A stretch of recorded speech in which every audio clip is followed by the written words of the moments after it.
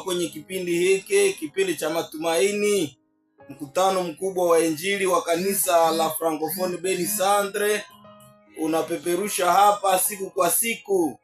Tena inapokuwa saa moja mpaka saa moja na nusu tunaingia kwenye mkutano huu, na tunakuhitaji kaka, kwa sababu tumemaliza sabato njema. Tunakuhitaji kufata kipindi hiki. Tunakuwa hapa, tumemaliza juma moja, tunaanza juma ya pili. Ndiyo maana tunasema wewe fata maneno ya Mungu na uyakubali na usimame katika mwito wa Mungu kuliko kusimama katika mambo ya wanadamu. Sasa tunaenda kwa maombi. Tunakuwa hapa kwenye mitambo. Mimi ni Kambale Sekera Azarias Evangeliste. Tunakuwa pamoja na Pastere Birere ambaye amefika hapa kwenye studio hii, na ni yeye atatuanjia na maombi. Na kwa ngambo ya mitambo tunakuwa na Nelson Siva. Kwa hivyo tunaanza na maombi. Bwana Mungu wetu, asante kwa sababu umetupa neema ya kusoma neno lako. Tunaomba utayarishe mioyo yetu kusikia nini unatuambia.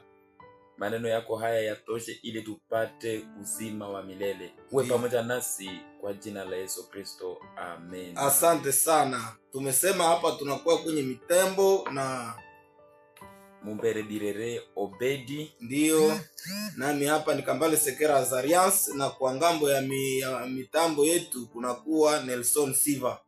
Na jana ndugu zetu, tulikuwa na fundisho nzuri sana ambalo lilikuwa likisema kuhusu kuomba na kusema kwa lugha. Tulionyesha wazi ya kwamba leo kuna kampeni ka watu wengi wamejiita wanabii, wengine hata mabichop, wengine na majina mbalimbali, na wamejifunza hata lugha ambazo hazisikike. Lakini tuliposoma Biblia, kwa nini lugha ziende kanisani? Ili mesaje isikilikane. Na Paulo akatuambia katika Wakorintho wa kwanza 14:26 ya kwamba tunapotumia lugha wa juu ya kutafsiri, sherti watafsiri wasipite kwa watu tatu. Wakawa watatu, inaomba watu wanaacha kipawa hiki.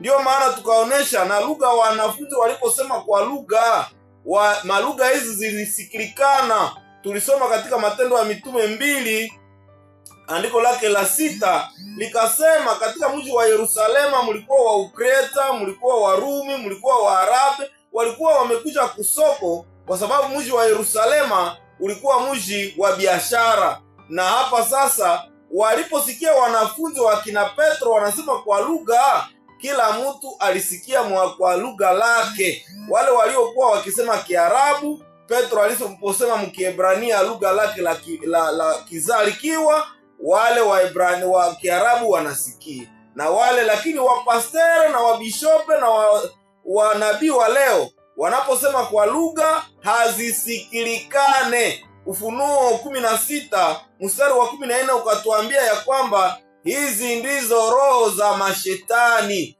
Watu wamekreye lugha ambazo hazisikilikane, lugha za mashetani, kiasi kwamba na maombi. Nikawapatia mifano mbalimbali ya wale watu ambao walikuwa wamefika kwa roho, na roho hizi unaenda ona ni roho za uongo. Hii sio ni somo letu la leo, kwa sababu somo la leo ni somo ndefu.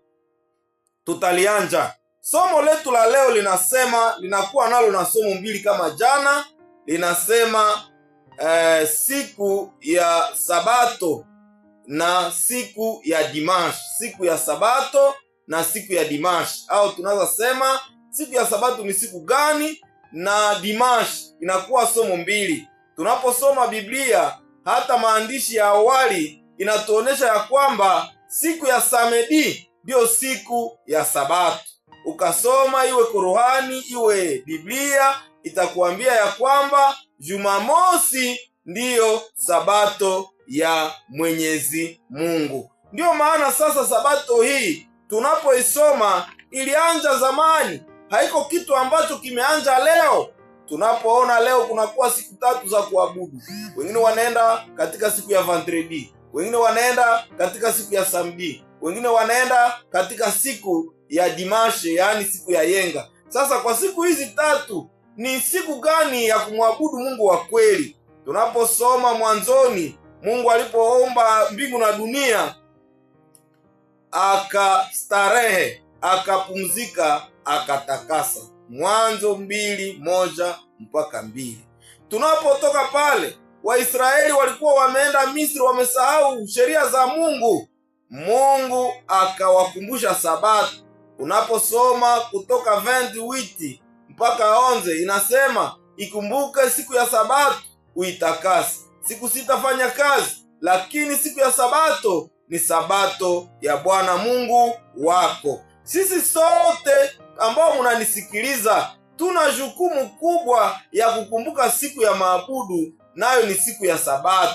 Mtu hata anaweza leta mahistoire ya kwamba Sabato iliisha, Yesu alimaliza Sabato, Sabato ilikuwa ya Waisraeli. Hiyo ni mahistoire yetu ya kutaka kuondoa sheria za Mungu na amri za Mungu. Lakini sisi sote ambao tulikimbia huko Uamerika, tunapokuwa huko Ulaya na Martin Luther, wakati kulikuwa pambano la kujua kweli, Martin Luther alipoonesha kweli kupitia university kubwa hii ya Wittenberg, na ilikuwa university ya Wakatoliki, na hapa akakimbia Amerika. Sisi wote ambao tunatosha mafundisho, sisi wa Protestanti, iliomba tunashika siku ya Sabato kama siku ya kuabudu. Hata manabii wa kale, Mungu wa Israeli, manabii wa kale kama Ezekiel 28, Daniel 7:25 na Yeremia 17:17 na Musa, manabii wote wa kale walishika siku ya Sabato. Tunapofika kwa nyakati za Yesu alipokuwa hapa duniani, unaposoma Luka 4:16 na Mathayo 24:20, Yesu utatusomea Mathayo 24:20, na Yesu pia alishika Sabato. Luka 4:16, kama ilivyokuwa desturi yake, desturi ya Yesu ya kizalikiwa chake, ya utoto wake na uwalimu wake, alienda kanisani siku ya Sabato. Na siku hii alipofika kanisani, ni yeye ndiye alikuwa mwalimu, akafundisha kisomo na wakampa kitabu cha nabii Isaya. Mtu ambaye hashike siku au haiko mwile kanisa, kwa sababu watu wengi wanasingizia Yesu alikuwa kanaenda kule kwenda tafuta Wayahudi. Wao ambaye haushike siku hawawezi kuwapatia ni pia na nini na lutare ili ufanye nini, ufundishe. Yamaanisha ya kwamba Yesu, hata kama Wafarisayo na wengine Wayahudi walikuwa wakikokotana na Yesu, lakini alikuwa mojawapo wa watu ambao walishika Sabato. Unaweza kuleta Mathayo 24:20. Yesu anasema nini anapotupa tahadhari ya vitu ambavyo havistahili vifikiwe kama vile walitutangazia katika Isaya? Yesu anasema nini? Mathayo 24 mstari wake wa 20. Mstari wake wa 20, neno la Bwana linasema, ombeni ili kukimbia kwenu kusiwe wakati wa baridi wala siku ya Sabato. Ombeni ndugu zangu, ili kukimbia vita isiwakutane siku ya baridi au siku ya Sabato.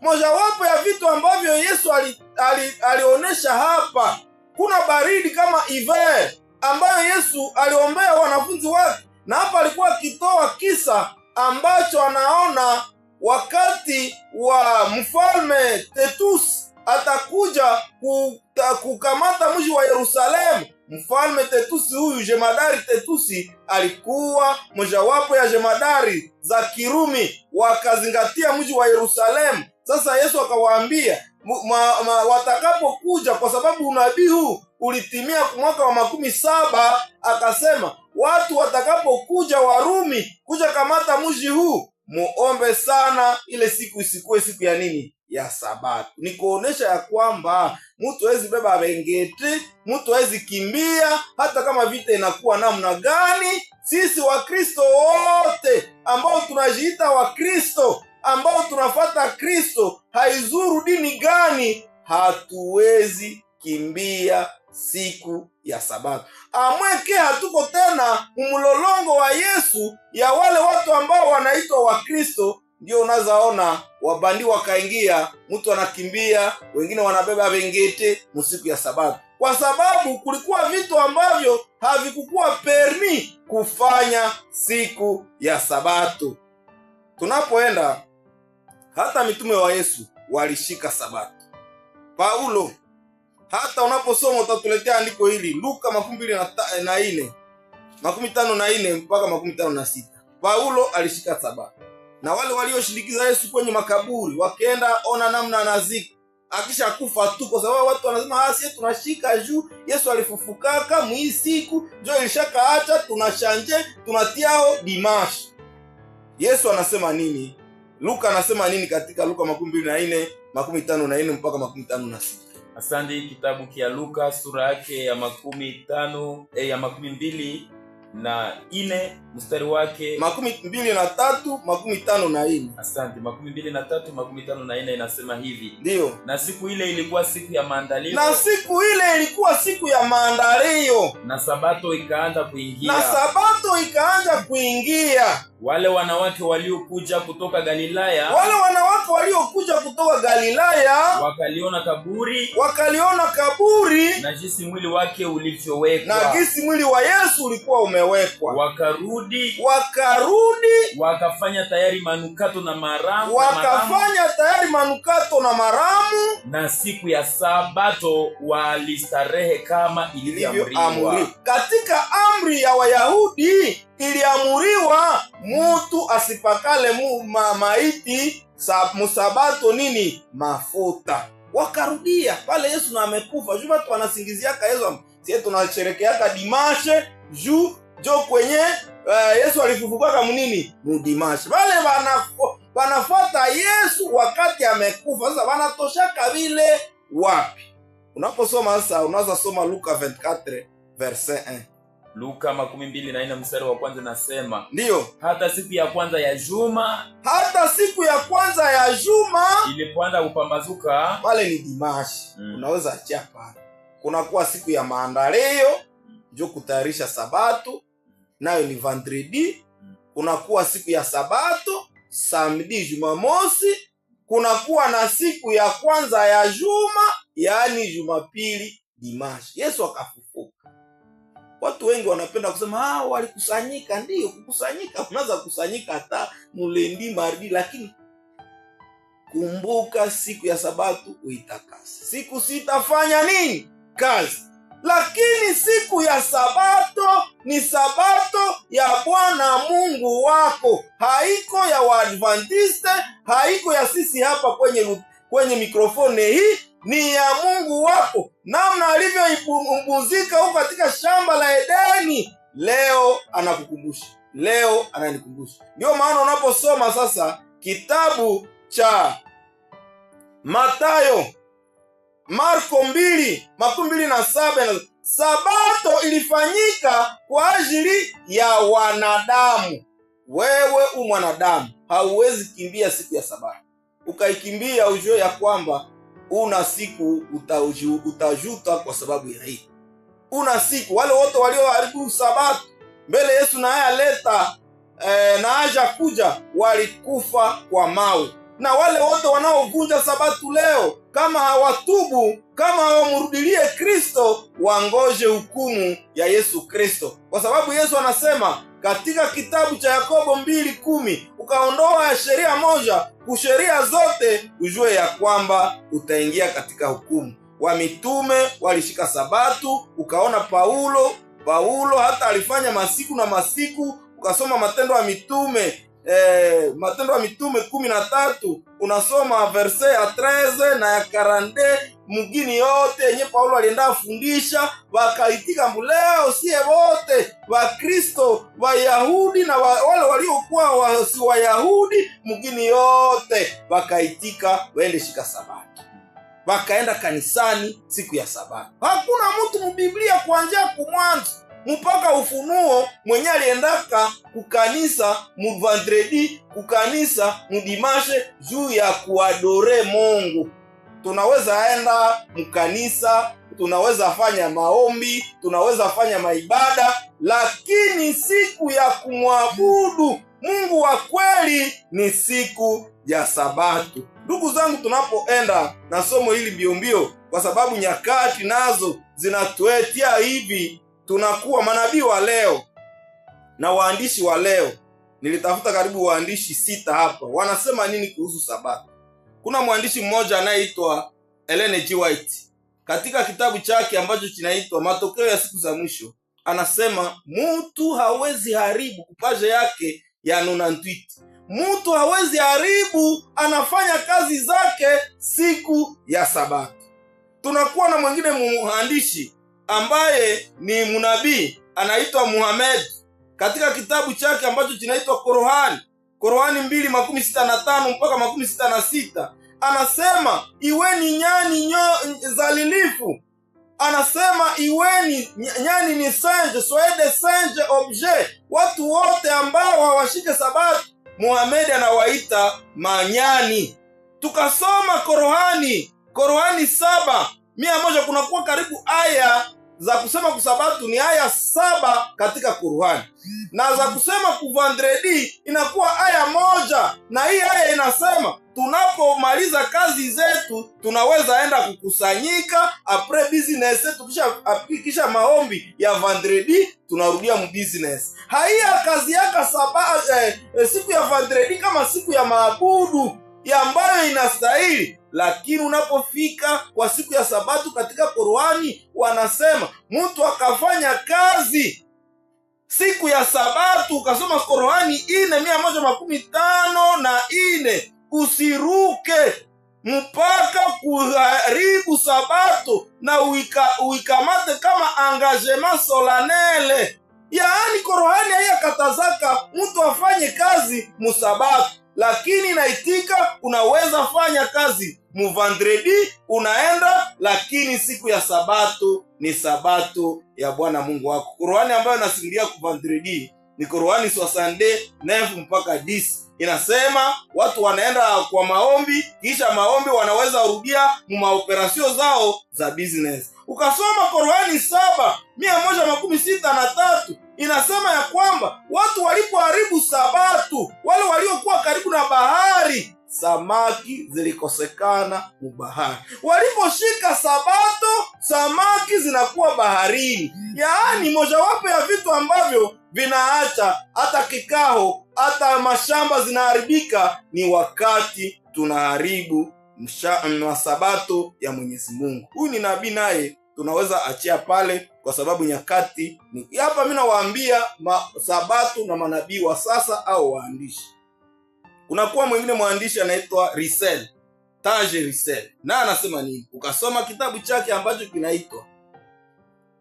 kinaitwa Le Royaume de Dieu en Action, kinasema ya kwamba, ukasoma na kingine ambacho kinasema Le Succès du Dessein Éternel, kupage yake ya 186, kinasema ya kwamba mtu yeyote ambaye anaharibu Sabato kapandale simila, anaendelea kuharibu Sabato, Mungu huyo wanamuita rebel, na Yehova atamuifasaka, anamuzima. Hii mimi nasema ni katika kitabu Tage Russell chenye kinaitwa cha mtume mwaminifu ambacho kinaitwa Le Succès du Dessein Éternel kwa page ya 186. Ukasoma kingine kitabu ambacho ni cha William Mario Branham COD, page yake ya 23 kwa article ya 132, Branham naye anashuhudia ya kwamba Waadventiste siku ya Sabato ni siku ambayo inastahili kwa kupumuzika. Anasimulia hata kupaja 1600 ya kwamba hata katika mbinguni watakatifu watakuja siku kwa siku wakiabudu Mungu siku ya Sabato. Anashuhudia ile Ufunuo ile Isaya 66 na 23. Hata katika Yerusalema ya mbinguni watakatifu wataendelea kuabudu Sabato. Ndio maana sasa ku 23 page ya 132 Branham katika kitabu ambacho kinaitwa COD Conduite, Ordre et Doctrine de l'Eglise, volume yake ya kwanza, Mswahili wanaita mwenendo, utaratibu na mafundisho ya kanisa, kupage ya 23 129, Branham anasema Waadventiste wana kanisa nzuri. Ndugu yangu, hao wanabii wametutangazia mtu anaweza fanya vyake. Mungu aliwatumikisha watuambie kweli, lakini kwa sababu tumejikaza tusisikie, ndio maana hata Paulo siku moja akaambia watu hao wamewatiako nini, kibuibui, ili wasisikie hata vile ambavyo waandishi wote wa Biblia wako waandishi wa wapi walisema. Sasa Dimashe ilitoka wapi? Kuna mtu mmoja alikuwa mfalme wa Kikatoliki wa Kirumi anaitwa Constantine. Hapa mimi naingia histoire, unaweza viuliza hata ku Google, leo internet imekuwa libre, unaweza uliza chat GPT juu watu wanasema huyu anavikrea kosa ni vya Adventist. Hapa mimi naingia histoire mudaka kidogo. Kuna mtu mmoja alikuwa mfalme wa Kikatoliki anaitwa Constantine. Kwa mwaka wa 321 aliingia mkanisa, anakuwa kama ameamini, kwa sababu Wakristo hapa mbeleni wafalme wa Kirumi wa Deokrasia na wa Nero waliwatesa Wakristo karibu 50,000 Kretien wakawaua. Sasa Konstantini alipoamini akakuwa na detandas, akaingia mkanisa na iko na inji, njo akaanja atitangia leo ku 321 tunanja abudu siku ya Dimashi. Ilipokuwa mtaguso wa Laodikia, le concile de Laodicée, kanisa Katoliki, kanisa mama hii ambayo ilibakia wakati reformateur wameenda huko, ikaadopte nayo kuabudu siku ya Dimashi. Wakristo wasipumuzika katika kitabu ambacho kinaitwa Catechism of the Catholic of the Church, Canon 29, page ya 2174 na mpaka ya 2175. Hapa wakashimamisha Wakristo wasipumzike siku ya Sabato kama Wayahudi, bali wafanye kazi washemashi siku ya Bwana. Yaani wakageuza waseme Wakristo tena wasiende siku ya Sabato kama Wayahudi, waende katika siku ya Bwana. Na hapa ndio wakaanza nao Dimashi, kama vile Konstantini ameadopte, yeye aliyekuwa wa kwanza kuadopte Dimashi.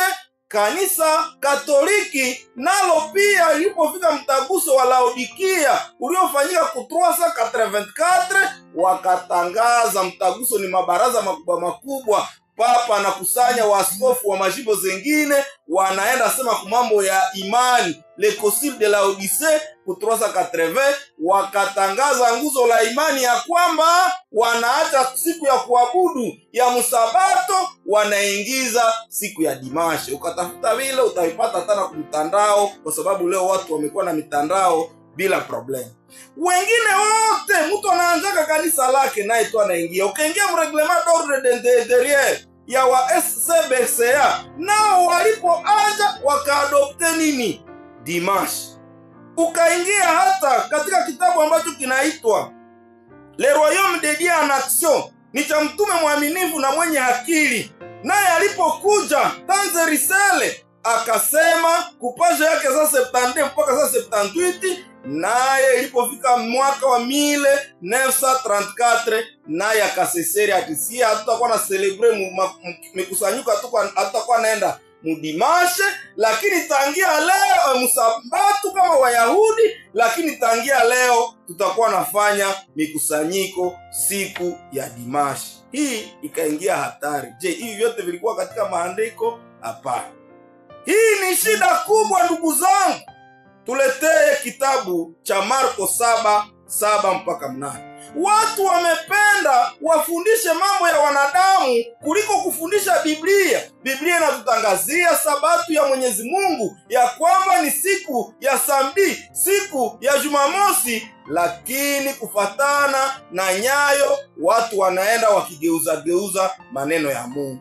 kunasema nini katika Marko 7:7 mpaka 8? Asante. Marko 7:7 mpaka 8, neno la Bwana nasema, ndiyo, nao waniabudu bure. Hawa watu wananiabudu bure, wakifundisha mafundisho yaliyo maagizo ya wanadamu. Wanafundisha mafundisho ya wanadamu. Ninyi mwaiacha amri ya Mungu. Nyie mnaacha amri ya Mungu ya Sabato na kuyashika mapokeo ya wanadamu. Sasa mnaleta vya watu wenyewe wanakreye mabaraza mamtaguso kuliko kufata Sabato ya Mungu. Ndio unaona mtu anaanja dimashi kwa sababu wanapenda wafundishe vitu vya watu kuliko kufundisha vya nani?